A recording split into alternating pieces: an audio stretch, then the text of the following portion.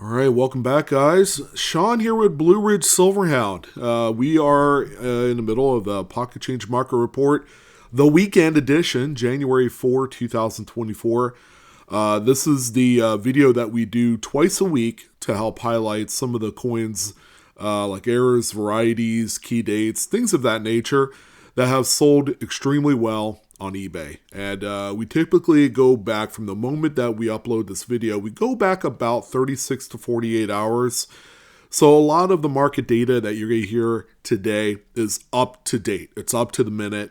And it best represents some of the coins that not only can you find today, whether you're searching through loads of change or bankrolls, but also what you could also find at the coin shops and dealers. So there's a couple of different ways that you can locate some of these coins: by cherry picking, by simply just hunting out for these out in the wild. There's a myriad of ways to find some of them. The idea is, you're going to add something pretty neat to your collection, or you could simply resell them and reap the rewards of a very healthy secondary market. There are collectors today that are looking for these coins. And the good news is, you don't need to grade any of them. Keep that grading money in your pocket and sell it really for what it is. You're going to find that you're going to make a whole lot more money doing it that way. It's less stress. You don't have to wait for it. Sometimes it could take anywhere from 1 to 3 months to get your coins back. Please do keep that money in your pocket. All right, so we're going to look at these here momentarily. We have also another thing that's something that popped up from the last show. Someone wanted to see kind of like guiding arrows. I did the best I could on a few of them that are relevant, so I did add those in there so that way you guys can see some particular attributes to be on the lookout for. So that way it's not going to be this guessing game, especially for a few of you that are brand new to the hobby and you're not 100% sure as to what a strike through is, or a broad strike, or the various different types of errors and varieties that can be found out there. Hopefully that'll help out tremendously for you. All right, so usually before we jump into the list, I wanted to give you guys an update on the activity on Whatnot. I sell on the platform. As you guys know, I sell all throughout social media. I also sell on Facebook. I sell on eBay quite a bit. I've also added in Whatnot, and I have been on this platform for coming up on 2 years here. We're about a few months away from the 2-year mark. It's been a lot of fun. It's the platform that's really putting live social media auctions on the map, and you need to be a part of it. There's going to be a lot of big things coming out of the gate from this company. I'm glad to be a part of it. Selling just about every week. We do our Friday shows that begin at 5 p.m. Pacific, 8 p.m. Eastern. We had an epic show last night.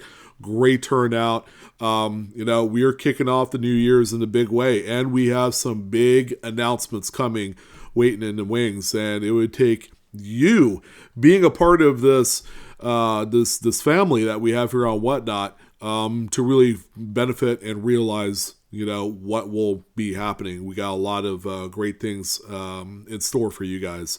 If you sign up today by using my referral link either down below in the description box or by using the link in that's going to be pinned in the comment section of this video, I will give you $15 off for your first item, and it comes off automatically. You can essentially buy something for free. Add that coin that you've always wanted to your list.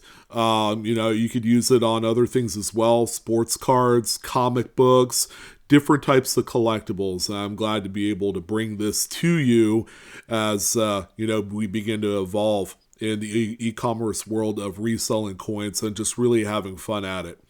All right, so let's go ahead and jump right in. What do we have? All right, so this one right here is not something that will come out and just be evident as to what it is. It's a 1913 Buffalo nickel, one of my favorite coins. The very first year of the series. This is what they call the Type 1 reverse, where it features the buffalo on a raised mound. This one, as you can tell, the reverse is slightly rotated, counterclockwise. Not a whole lot, probably mustering 20% rotation here. But it's worth noting that that was kind of the basis of this sale as a mint error. Now, you will find other coins that will have much larger rotational twists on there, whether clockwise or counterclockwise. And the larger the percentage or the degrees in which the reverse is rotated, the more that the coin will be worth. This one considered to be a more minor coin, and as a result, this one ended up selling for $26.95. I'd say mostly in part due to the fact that the coin is a semi-key date. It's the first year of the Buffalo Nickel, and usually it's one that's high atop many collections out there. The next one that we have here, this one is actually really cool. It's the very first one I've ever seen of this. This one courtesy of Bubba Sully's, who's been selling on the platform for the better part of the last 2 decades, if not longer. If you were going to model yourself after any not YouTuber, but eBay seller that specializes in coins, look no further. Bubba Sully's has great photos. They do a great job at the description and the listing title. If you're able to knock all those out in one fell swoop, then you are going to do extremely well on the platform. So there's really no better seller to mimic than Bubba Sully. So definitely do check him out when you have the chance. Now this one right here is on the list because it tells 2 stories. If you look at the reverse of the coin, you can actually see some die clashing. If you look at the obverse of the coin, you don't see any die clashing at all. But here's what we do find. We find some pretty vigorous over polishing of that obverse die. You're going to notice some weak areas within the ponytail, the back of the neck, the throat area. You're going to notice that Jefferson almost has kind of like a floating head look to it.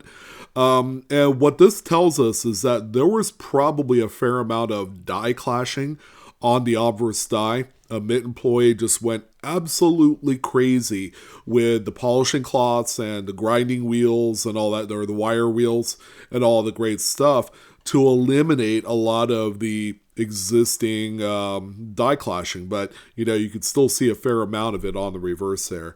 The big featurette on this one is going to be the near missing mint mark. But if you look at a lot of the devices here, a lot of the things are either very weak, like the date. There's areas that are really worn down, not so much due to die wear, but mostly because of over abrasion. But yeah, this is cool. That's actually a Philadelphia mint mark, so it's a partial P mint mark on there. It's not really missing the mint mark 100%. But yeah, this is something pretty cool, and I've seen a few of them before, and it's been a while. This one surprisingly ended up selling for $17.25 over the course of 6 bids on there. So there were a few people definitely interested. Could it have gone a little bit higher? I don't know. Over abraded dies, they take a while to warm up to the collecting community. And usually it's by word of mouth where things really pick up steam. But this is one of those coins that shows up more frequently in change, and people are finding them, then, they're going to, do very well. They're going to take off much more better in the marketplace and in the community. And, that's where it really puts this one on the map. Next one that we have here, this is a classic case of what we call a broad strike error. Look how big this 1999 Lincoln cent is. It looks like a pancake. And how this occurs is there was some sort of malfunction with the collar on the mid press. The collar normally is engaged to keep the coin in the striking chamber during the action of that strike. So that's why all of our coins are all a specific size, is that the collar kind of keeps things contained to that particular size. Now, when the collar is not present, due to some malfunction, The strike will cause the metal flow to go outwards. Okay, this is what we call a centered broad strike, because the actual strike of the coin is centered on there. Usually, you could find a lot more of the uncentered type of broad strikes. They're not nearly as visually stunning, but this is a great example here. So because of this, and the coin is probably about the size of a nickel, if not larger. This one sold for $44. Okay, that's a shocking amount of money, right, guys? But keep in mind that some of these probably not searchable in Pocket Change per se, but maybe you could find one in like a bargain box at a coin show. I found a fair amount of these, for like $5 to $10, and I know they're worth more money. So I'll pick them up and then I'll resell them on eBay. And again, that's all part of, trying to do what you can to put interesting pieces onto your eBay store. And that's where it really matters. Next one that we have here.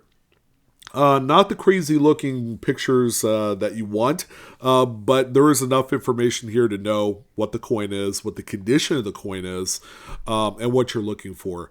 1960D large date Lincoln Memorial cent. It's not the greatest looking example. I'd say it's got a few issues. It's got some sort of like green corrosion on the front of the coin, on top of Lincoln's head.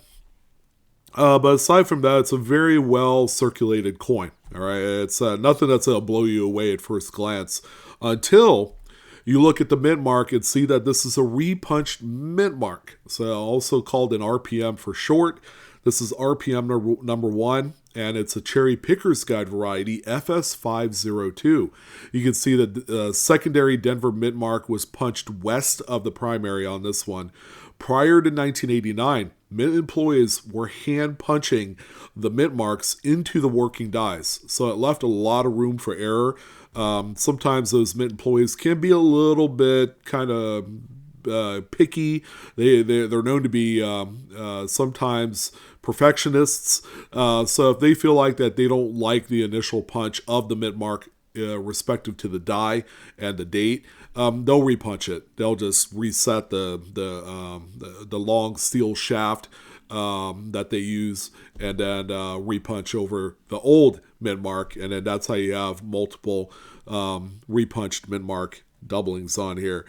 Pretty cool. This one sold for $18.95. This is a very well-known one. I personally found probably a good maybe 10 to 15 of these just by simply going through bankrolls. It's actually more common than you think. This is a beauty here, 1938 Mercury dime. Okay, we're going back into some obsolete designs here. This one has a strike through on the obverse, and the coin is actually in pretty nice shape. I'm going to say it's probably a nice higher end AU, like a 55 grade if I had to guess. It's a Philadelphia struck coin. When you look here, and this is where some of my handiwork with the arrows and circles come into play, there's going to be this line here. And it could be like a struck through, like a wire bristle or something to that effect. It could still be attached to the coin, or it could have detached at some point after the strike. Anyways, great catch here by the person that owns it and had found it. $50.63 was the sale price on this. And again, mint errors can occur on any coin. It doesn't matter what it is. So look at everything. And state quarters have had their fair share of really neat things. There are a number of what we call these cut die breaks that can be found on there. And there's a few states that are notorious for these. Colorado, West Virginia, and a few others that are very common because the design goes nearly all the way to the edge of the rim, and that's seen as a weak spot on the die. This one that we see here is a 2006 Philadelphia, Colorado, with the cud right there. It's a very common one. We've seen quite a few of these. This one sold for $17.99. Good one there. We also have a 1978 Lincoln Memorial set. This one is looks to be slightly off center, but this one has something called a partial tilted collar. So that collar wasn't fully engaged, it was somewhat tilted, and it produces this nice little stepped feature on the edge of the coin, which also contributes to the off-center nature of the piece as well. This one right here sold for $18. Again, this is an easy coin to miss. Toss right back because, maybe it didn't look a certain way to you. But yeah, there's definitely some value here. Actually, 1,800 times face value to be exact. Never ever throw these back. If it looks a little bit off or odd or interesting, it's probably a good idea to simply hold on to it, especially with a coin of a 1 cent face value. I don't think you're going to need this anytime soon. It's different than saying, finding an error on a $100 bill where it's like a large enough denomination that it might be a little bit too prohibitive to hold on to. 1954 S Lincoln Wheat Cent. Okay, this is one of my favorite repunchment marks here. This is RPM number 4. And a lot of these attributions, you could go on websites like coppercoins.com, varietyvista.com, doubleddie.com, and a few others if you need like good photos and attributions and things. This is what this one looks like. Your secondary S punch is north of the primary. This one right here, I always call this one the disconnected top curl.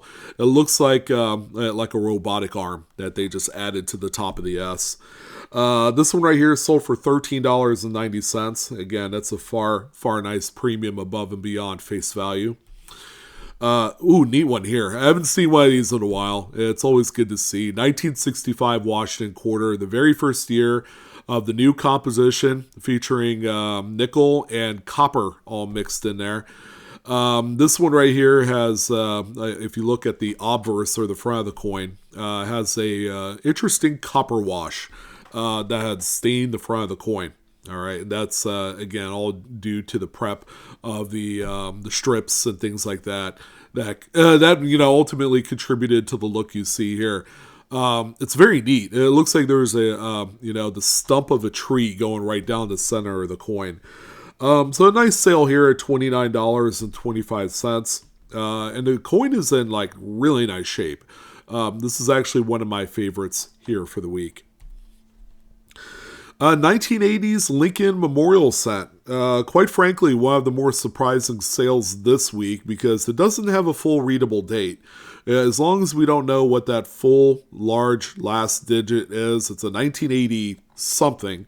We do know that this one is a copper-plated zinc, so it's 1982 or newer, but that's all we know about it. Okay, we don't know if it's an 83, 84, 85, the list goes on. This one is off-center, struck off-center outside of the collar by about 30%. A nice wide swath there. This one here sold for $68.95 with 51 total bids that collected to this amount. So definitely an overachiever here this week. But, we can't argue that these pictures are simply dynamite. Good job to the seller. This person does a great job all the time taking their photos. We had a few pieces of paper this week, not nearly as many as the last show, but how about this 1985 $10 bill with a partial back-to-front wedding transfer? And again, look at the arrows of that partial transfer you see there on the left side of the note. Hopefully that helps. So that's a partial transfer of whatever the reverse design is or the front design is that was on the impression cylinder. So when the next sheet goes in, some of that wet ink will transfer on to the back or front of the note. This one right here, this one right here is in pretty good shape. I thought I had a reverse picture, but, it's got a little circulation wear. Nothing funny on the back of the note. This one sold for $51 with 31 bids. And I spoiled the next one. 2020 Lincoln Shield Cent. Shield Cents getting a little bit more attention paid to it because the new 2025s are going to be dropping any day now. All right, and this is going to be a good opportunity for you guys to pick up something new.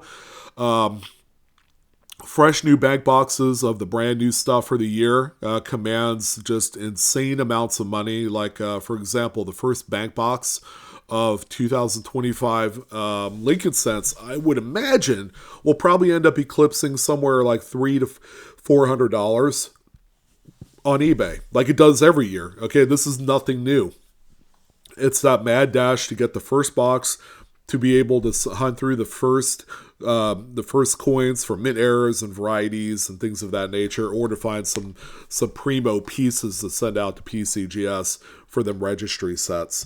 So this one sold for $14.25 because it was struck off center, and it has a little bit of a partial collar on there as well.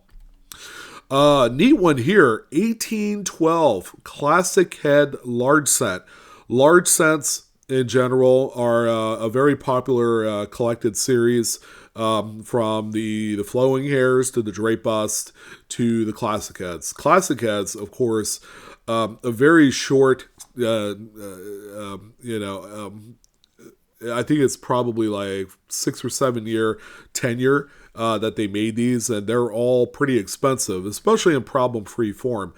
But how about this one? This is a misaligned dies strike.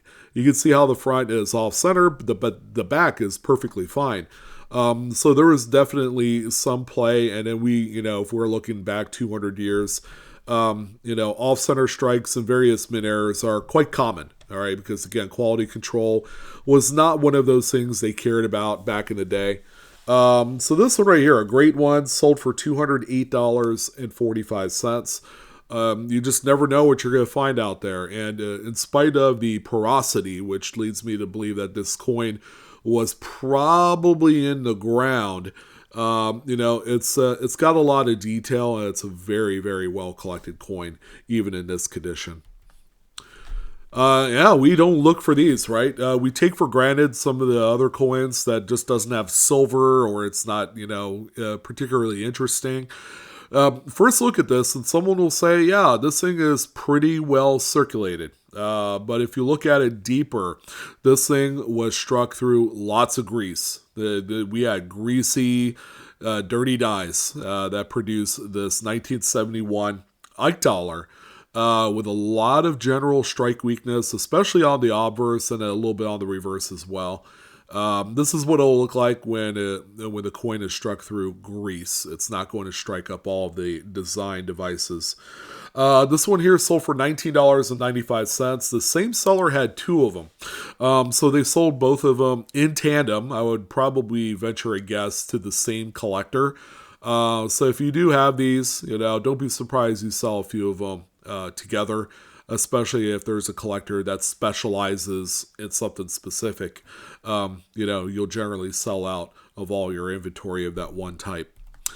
We do have a couple off-center strikes. Nice ones here. How about 85p? That's about 7-8% off-center. Coin's in pretty decent shape, save for, like a little bit of carbon spots on the reverse. You got, a couple scraps and scratches on the obverse there. Good one here. $23.90 was your final sale.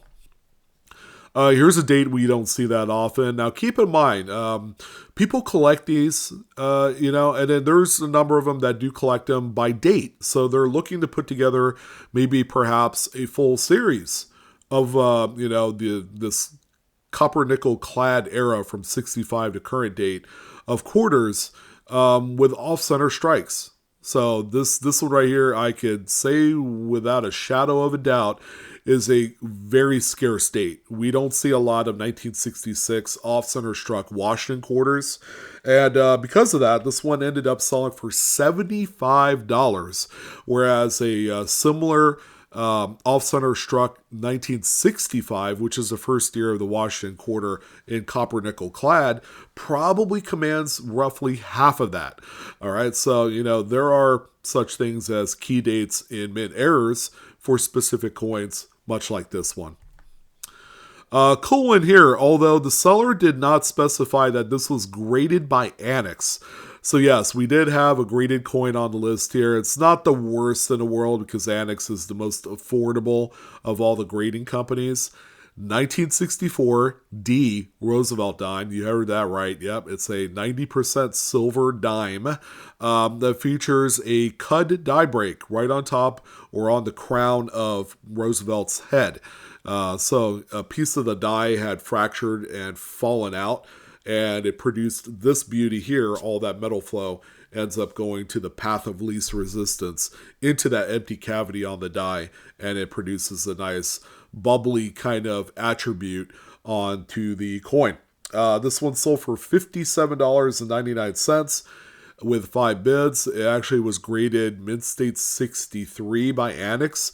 And the funny thing is, again, if the coin's graded, please do specify in the item description and in the listing title that it is graded by XYZ.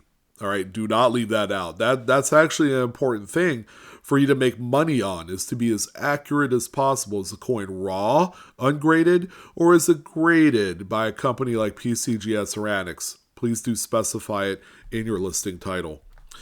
Yeah, neat one here, and one we've talked about quite a few times. This is that 2024 Dr. Mary Edwards Walker quarter. This is the first documented big variety for the series, the VDDR number 1. These have been very expensive since they got spoiled about 6-7 months ago.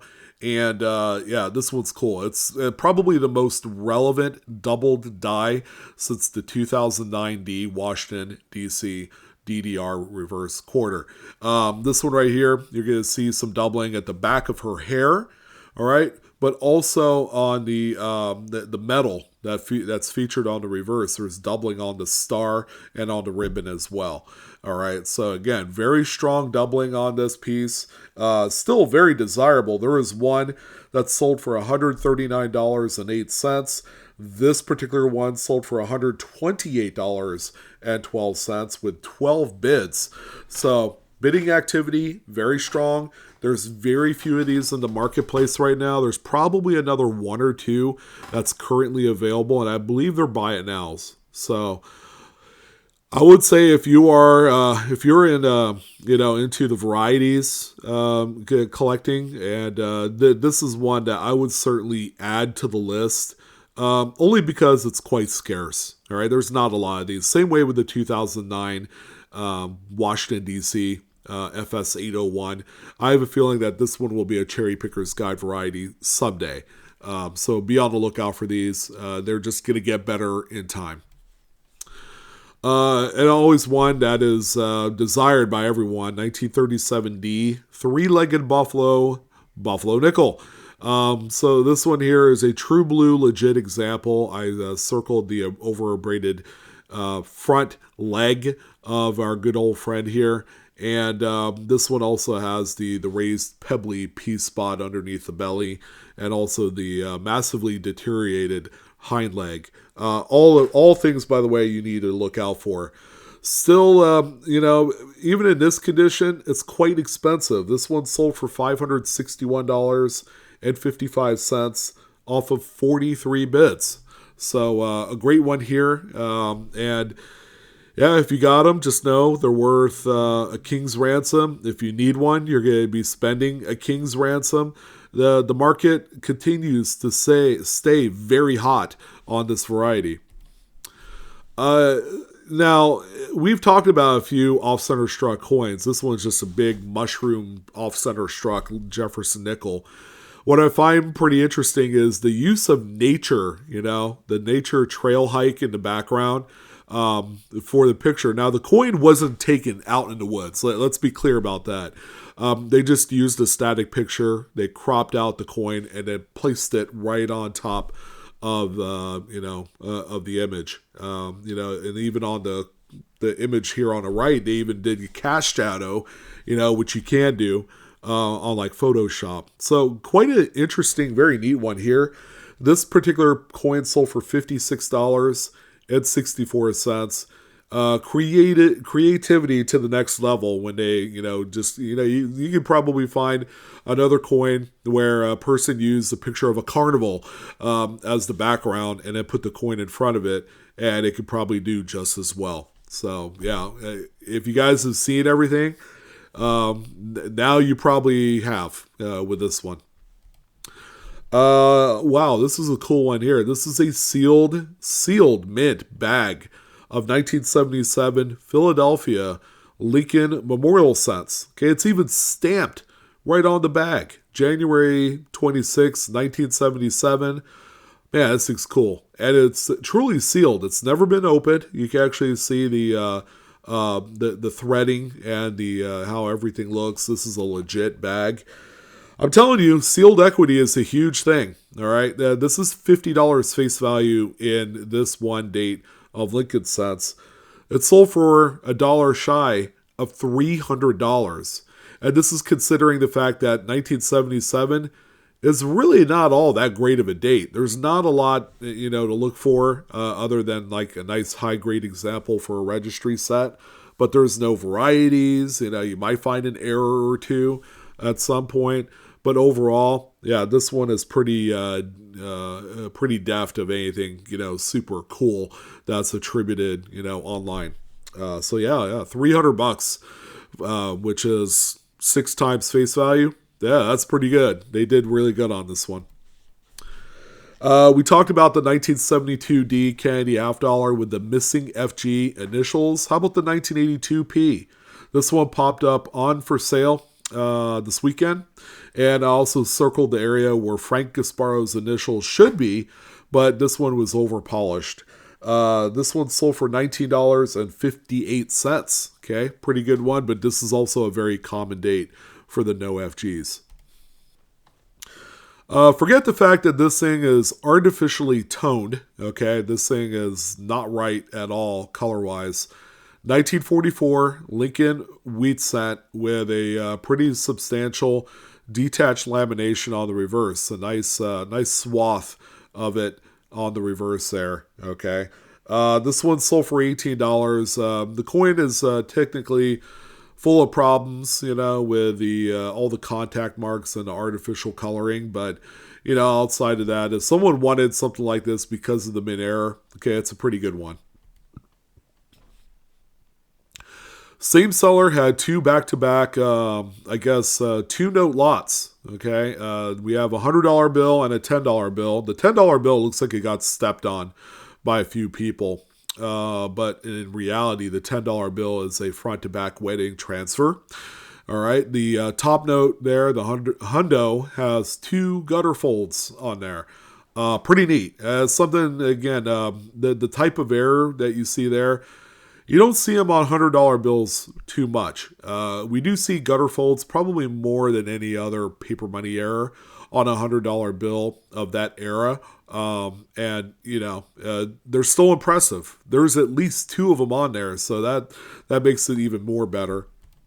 There's a look at the other side, the $10 bill. Again, pretty rough looking with the staining that you see on there. $100 bill showing those gutters and wearing it very proudly. The pair sold for $243.50.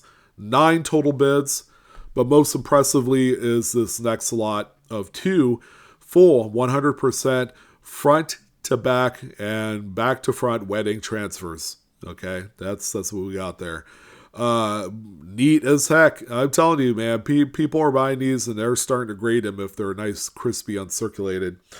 So this particular 2-note lot sold for $513 with 14 bids. So over double what the previous lot sold for, and it's from the same seller. So again, they reserved the most interesting paper money errors for one particular lot, and then did the other 2 separately. Yeah, pretty impressive. 513 there on that one. 1982 looks like a large date Lincoln Memorial set that was struck through a very late stage capped die. At that point, that capped die was probably wrinkling in on itself, creating this very interesting looking coin. You got a nice heavy strike on the reverse and then whatever is going on the front. This one sold for $64.53. So, very good one. We do have another die cap coming up here. Talked about this one as well. It's still happening. 2017A $2 bill, star note. This one has the over-inked top right star.